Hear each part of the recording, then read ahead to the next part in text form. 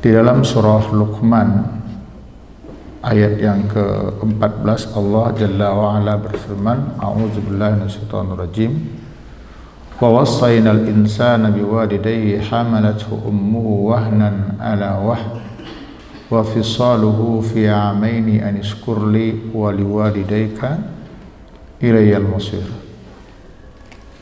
Wa wassaynal insana, dan kami telah mewasiatkan kepada manusia, yakni telah memerintahkan kepada manusia, yakni biwalidayhi, untuk berbuat baik tentunya kepada kedua orang tuanya, kepada ibu bapaknya. Jadi kami telah memerintahkan kepada manusia untuk berbuat baik kepada kedua orang tuanya. Hamalathu ummuhu wahnan ala wahnin, di mana ibunya mengandungnya dalam keadaan lemah, literlek wahnan itu lemah, ala wahnin yang atas kelemahan lagi.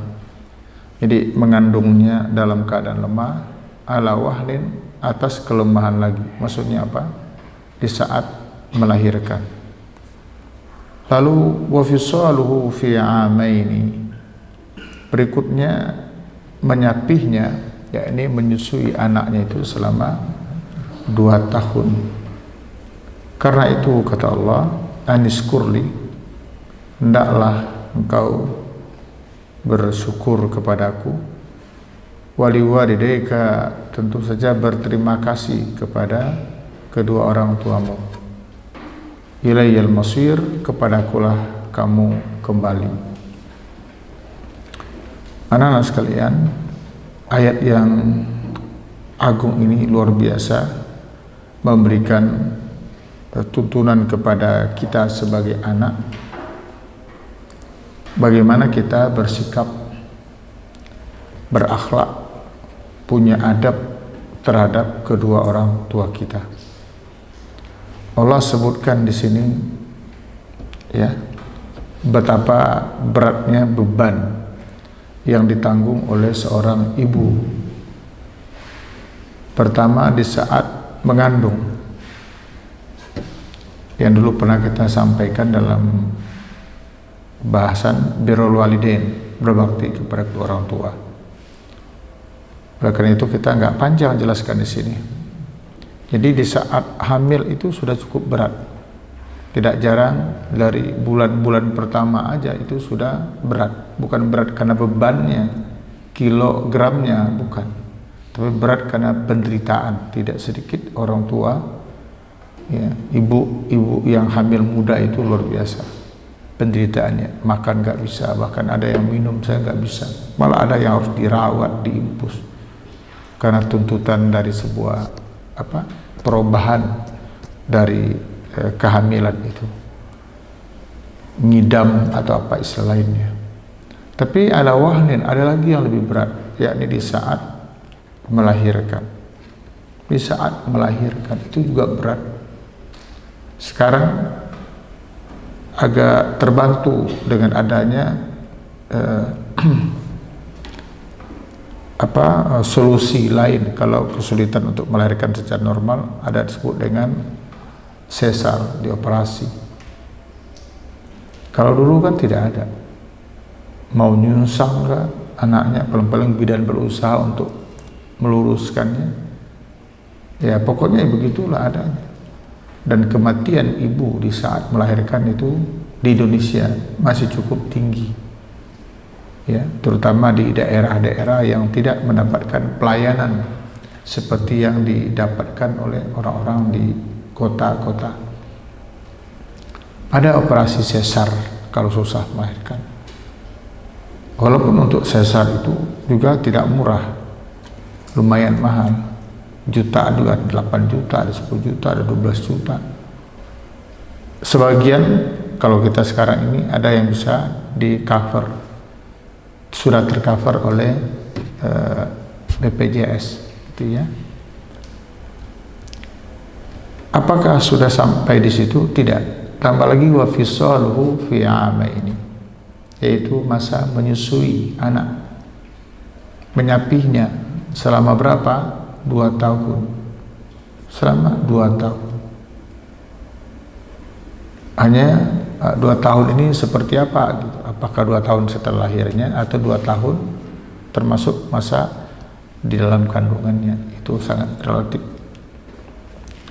Karena itu Allah memerintahkan kepada kita sebagai para hambanya untuk banyak bersyukur kepada Allah serta berterima kasih kepada orang tua kita. Istimewanya lagi kepada ibu, emak kita. Kemudian kita masuk kepada beberapa hadis yang akan kita bacakan. Pertama, hadis yang dikeluarkan oleh Imam Bukhari dan Imam Muslim di dalam kitab sahihnya. Disebutkan pernah seorang laki-laki datang menemui Nabi SAW, dan laki-laki itu bertanya kepada beliau SAW, "Man ahaqqu bihusni suhbati?" Siapakah orang yang paling berhak ya aku berbakti kepadanya? Qala, Rasulullah SAW menjawab, "Ummuka," ibumu. Qal, kemudian laki-laki itu pun berkata, "Summaman," kemudian siapa lagi? Qala, Rasulullah menjawab, "Ummuka," ibumu. Qala, laki-laki itu kembali bertanya, "Summaman," kemudian siapa lagi? Kata beliau sallallahu alaihi wasallam, "Ummuka," ibumu. Qala, kemudian laki-laki itu pun bertanya lagi, "Summaman," kemudian siapa lagi? Qala, Rasul menjawab sallallahu alaihi wasallam, "Summa abuka," kemudian bapakmu. Nah, ulama kita ngajarin kepada kita ya, ini semacam 3:1 kan. 3 kali Rasul menyebutkan ibumu, ibumu, ibumu, kemudian baru bapak.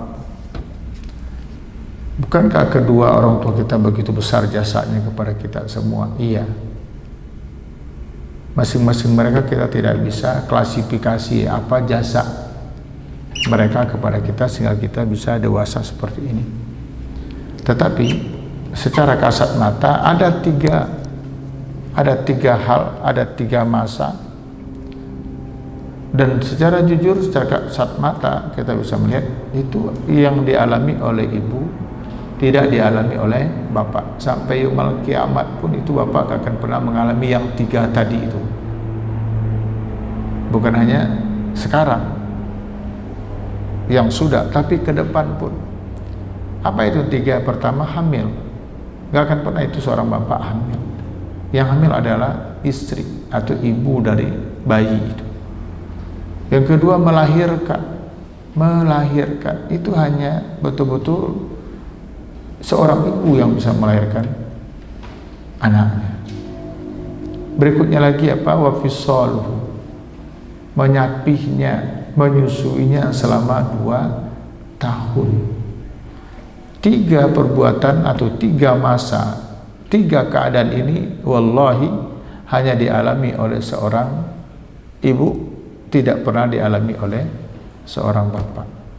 Sungguh demikian, bukan berarti kita merendahkan apalagi menafikan peran bapak ya, nggak boleh.